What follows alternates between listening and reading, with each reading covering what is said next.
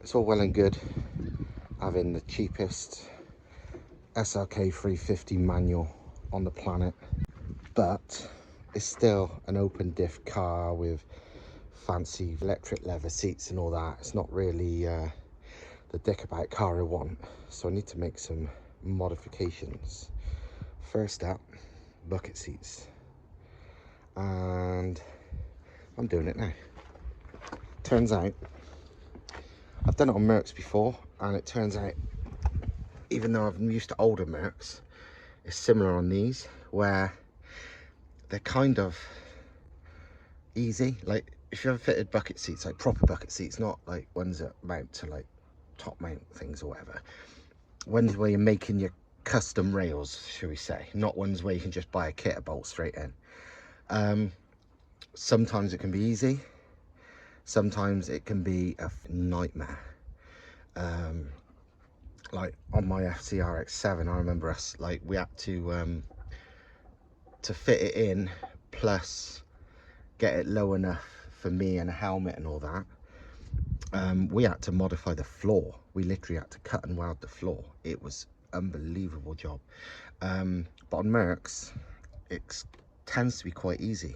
This box of tricks is all connected, bolted up to the bottom of the seat, and at first I just unplugged everything, and then when I tried to, well, I started the car, and obviously the airbag light was on, but the steering wheel adjustment would no longer work. So it's like, oh shit, I hope that's nothing to do with like it needing the seat and this going into some steering wheel limpome bullshit. So I had another look at the box and realized there was one plug that would still plug in. So I plugged that back in, and lo and behold, steering adjustment works perfectly now. So yeah, literally now just have to bolt the seat back in and then repeat the process on the other side. It's certainly DIY without a shadow of a doubt, because I'm pretty certain there's no off-the-shelf side mount bucket seat mounts for these cars, because, well, nobody fucking uses them, even though they're really good cars. Just onto the second bucket seat for the Merc, and I thought I'd show you, while I'm about to do some chopping, what you actually need from the original seats. So, not much. These frames, which you have to, literally, they're just star sockets, lots of different sizes to get these off. You kind of take the seats apart to do it. Doris just gave me a pebble to throw. And all you need is these, and then the seat belt thing with the pre-tensioner, and you can literally chop off the pre-tensioner and use the rest. With this, all you actually need is the little bits, the angled mount that these rivets are done, and you end up grinding it off and then it comes off. Best bet really is to get a screwdriver or something and pull out all these little notches that hold the inner bit in place, and then this whole inside will just slide off, leaving you with that, which you can then grind off the bit, and yeah, it's pretty easy. So you end up ruining the old seats, but they ain't worth bugger all anyway. So right, that's these out. This is literally the only bit you need. Turns out there's a faster way than my old way. You don't have to worry too much about getting the whole seat out. Just have to undo the retaining bolt on that, so this moves freely. You can just take a few bits out, and once you can move this down enough to get to there, just angle grind the heads of the rivets off, and then it just taps out, and then you literally got to bash the rivet out this end as well. And I can't remember if I had to drill them holes bigger or not. Might have. I don't think I did actually. Just reuse that with some nuts and bolts. I was going to weld it would be even better, but you don't need to. Right, so once you've removed that thing, which is, like I said, grind it off, comes off, it's just rivets, and just knock the rivets out. hammer and a screwdriver and they just fall out.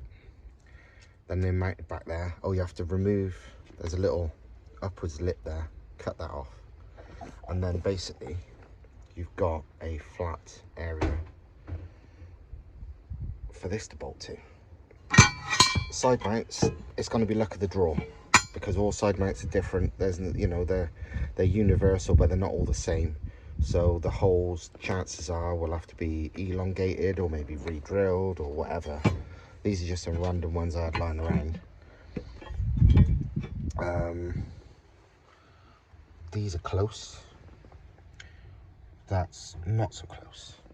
So yeah, it's literally a case of, you know, messing with it, re-drilling, because width-wise, it's spot on.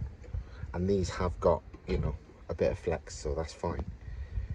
But yeah, and it's now pissing down, so I'm going to stop. Right, that's the mounts loosely fitted and the seat belt. So basically it's fitted to the 4 standard chassis mounts, so at least as strong as standard.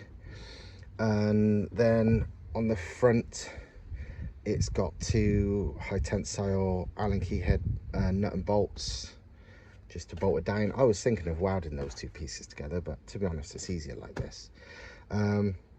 And for the seat belt, it's literally going through the OE hole and OE sort of bracket and washer and stuff, and to some big fuck off nut and bolt there. So yeah, all good. I'm going to just trial fit it now, like loosely, just to make sure everything's lined up, and then just bolt everything tight, and then I'm pretty much done. So good times. And we're done. Driver's seat, I'm sitting in the passenger seat right now just to check how it is. I don't know why this passenger seat feels better than that seat. They're exactly the same seat, but for some reason this seems to sit even better. God knows, it just must be in my mind, I think.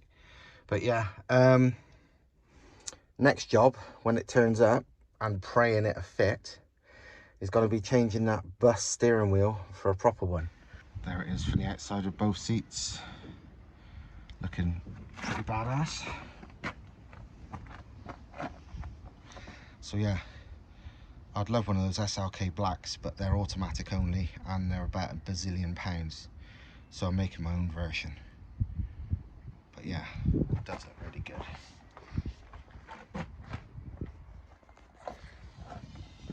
Obviously I've not done it for looks, but it does happen to look shit on. Just needs a steering wheel. Good times.